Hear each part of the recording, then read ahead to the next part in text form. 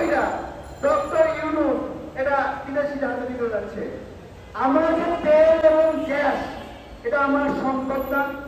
এই সম্পদ থেকে কি হয়? আমার আয় হয়। এইটা বিদেশির কাছে দিলে এই আয়টা অর্ধেক ভাগ হয় কিনা বলেন? এটার দাম নির্ধারণ বিদেশিরা করে কিনা বলেন? করে না? ঠিক একইভাবে আমার বন্দর বিদেশিদের হাতে গেলে আমার যে আয়, সেই আয় ভাগ হয়ে যায়। আমরা বাংলাদেশ যে একটা রাষ্ট্র, এই রাষ্ট্রের আয়ের উৎস কি? ভ্যাট থেকে আয় হয়, ট্যাক্স থেকে আয় হয়, আর একটা হলো টোল আদায় থেকে আয় হয়। এই সামগ্রিক টোল যে আদায় হয় সারা বাংলাদেশে, ঘাট থেকে, বন্দর থেকে, ব্রিজ থেকে, কালভার্ট থেকে, এইটা বিভিন্ন দেশীয় কোম্পানি এটা করে। এইটা মাঝে মাঝে যদি বেশি বড় হয় বিদেশি কোম্পানি করে দেয়, কিন্তু লিমিট থাকে যে 2015 সাল পর্যন্ত লিমিট, তাই না?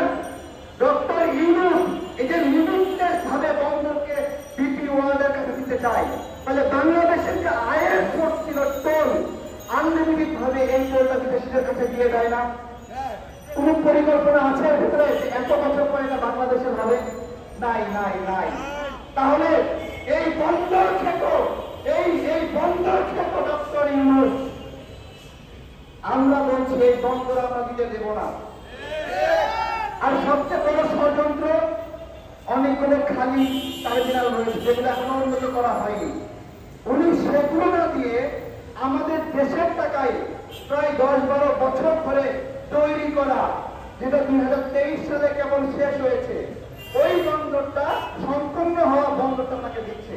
সেই বন্দর থেকে আমাদের আয় হচ্ছে। উনি একটা নতুন বন্দর দেয়নি। এবং করিডোর, এই করিডোর ডক্টর ইউনূস, আপনি কি ক্ষমতায় আসার নিষেধ করছেন? আপনি কিভাবে ক্ষমতায় আসছেন? আপনি তো আন্দোলন করেন নাই। হঠাৎ করে আপনি কই থেকে আবির্ভাব হইলেন?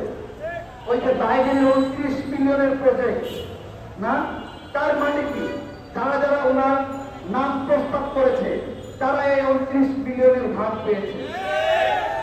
এই 29 মিলিয়ন বাংলাদেশকে বামদের হাতে তুলে দেওয়ার, এই 29 মিলিয়ন, এই 29 মিলিয়ন নাস্তিকদের হাতে তুলে দেওয়ার মিলিয়ন, এবং এই 29 মিলিয়ন আমাদের পার্বত্য চট্টগ্রামে উপজাতিদের, ক্ষুদ্র নৃগোষ্ঠীদের, আদিবাসী স্বীকৃতি দেওয়ার এই 29 মিলিয়ন, এবং এই 29 মিলিয়নের বিরুদ্ধে কথা বলায় স্টুডেন্ট ফোর্স ওয়ারেন্টেড তাদের অনেকজন নেতাকর্মীকে গ্রেপ্তার পর্যন্ত করা হয়েছিল।